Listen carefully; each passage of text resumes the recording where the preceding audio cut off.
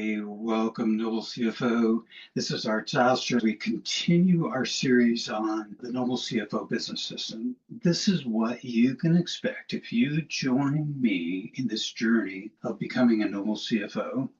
And within this journey of Noble CFO, we are going to transform businesses, which then transform communities. That is the vision. That is the goal. That's why I do this, why I want to help you understand how to become a Noble CFO. So today we're going to talk about topic 2 of the business framework, called Build It Like a Founder. Again, this whole training series comes into the coaching package when you become a Noble CFO.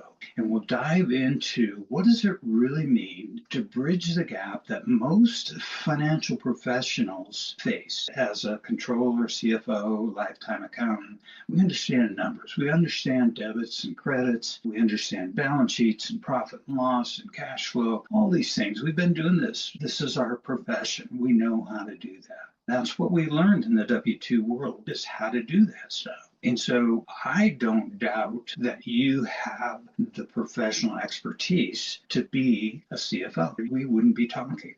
Where the gap is how do you translate that professional knowledge and skill of knowing the numbers into a business? As a fractional CFO, you're building a business. You have to approach this as a business. If you just want to trade time for dollars, become a W-2. Go back to the W-2 world. Really, it's a whole lot easier. You can be told what you need to do, and you can go, okay, I'm going to do this.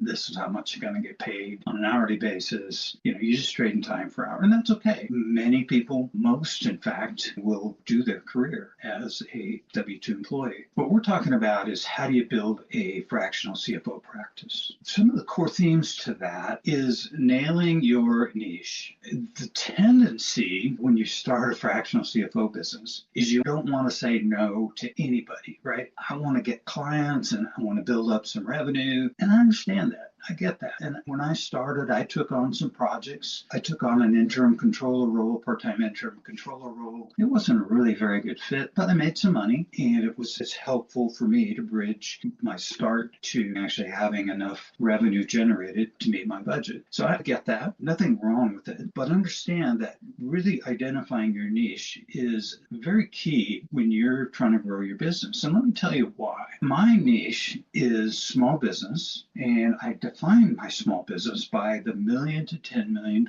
revenue range. So when I'm talking to my network, talking to bankers, CPAs, insurance agents, wealth managers, my network, I make sure they understand these are the businesses that I'm looking for. I'm not looking for a $50 million business. I happen to have a client that does $50 million in business. Glad to have it, but that's not my niche. That's not what I tell people what I'm looking for. I don't have a particular industry that I focus on. Some people, you might want to do that. If you have spent your whole career doing manufacturing, plumbing manufacturing, service of some sort, that might be where you want to concentrate. I've had a broad experience with nonprofits and with manufacturing and with service and retail, restaurant, etc. So I've had a lot of experience in a lot of different industries. And so I just say I'm industry agnostic. However, my niche is the $1 to $10 million revenue range. And most of my clients fit that bucket.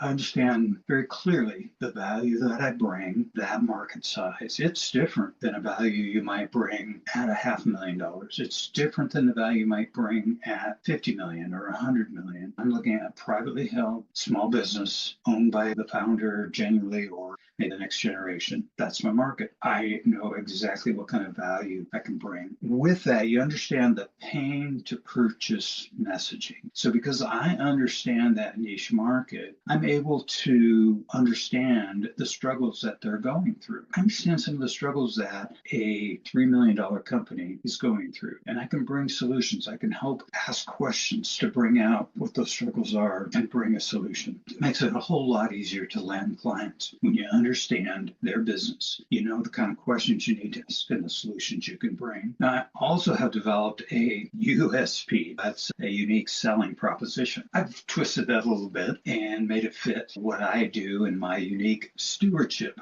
proposition. I'm all about stewardship. That's the foundation of the Noble CFO. And that is a unique selling proposition, is my stewardship platform. I want to help you, business owner, steward your business. I want to help steward the profits that you're making. I want to help steward the people, your employees that are helping build that business. I want to steward your partners and customers. I want to help you understand what that means and how to do that. I want to help you understand how to steward the community you are part of. That's my unique stewardship proposition. Sets me apart. Not very many folks in my industry have that as their unique selling proposition, right? The Noble CFO stewardship values, very unique in what I present to the marketplace. Productization, one of the things that I really am focusing on in the Noble CFO and in my coaching and helping you develop your business is productization. The sooner we can get into these are the things that I'm going to present to you, business owner, each month,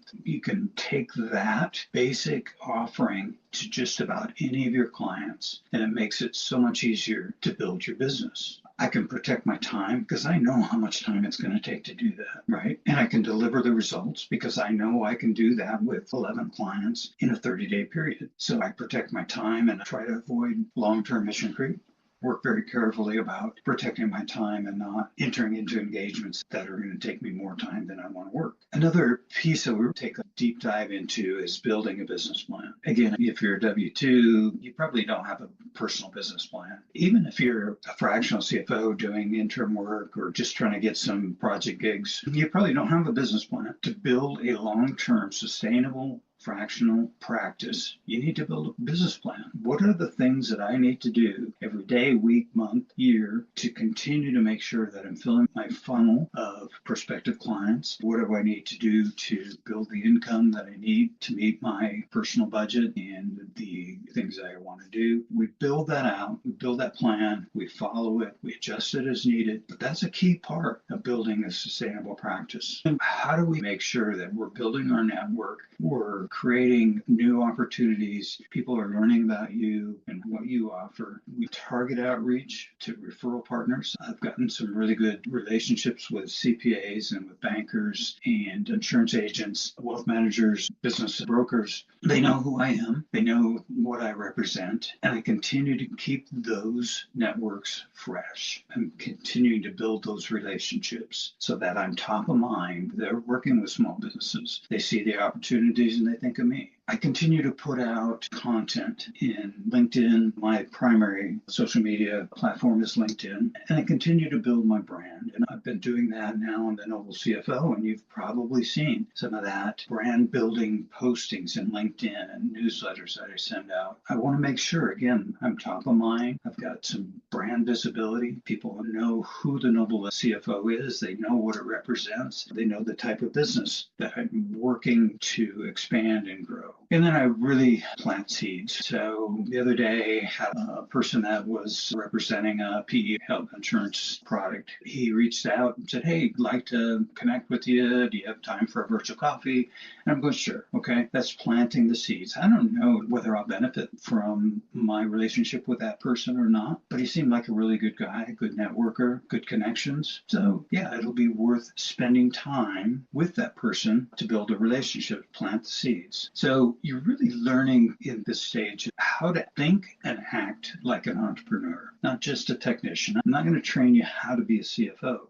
I'm assuming you already know that. We may do some testing, make sure we shore up any weak points there. Ultimately, I want to help you become an entrepreneur, build a practice that provides the level of income you want, giving you the lifestyle you want, not taking more time than you want to give, and you're building a monthly, recurring, long-term client relationships. It's creating a business model that scales sustainably and serves generously. That's the bottom line of the Noble CFO. We're able to scale our business to where the income is where I need to be, where I want to be, and I serve generously. I give away stuff. I give away a lot of time to nonprofits. I'll do extra projects for clients that I know I'm really not getting paid for that month, but I'm building this concept of generosity, which builds trust, which builds long-term clients. So again, I just love going down this journey with you. If you haven't decided to join me as a Noble CFO, please consider it. Reach out to me. I want to take as many people on this journey as I can, and that means you. Thank you so much.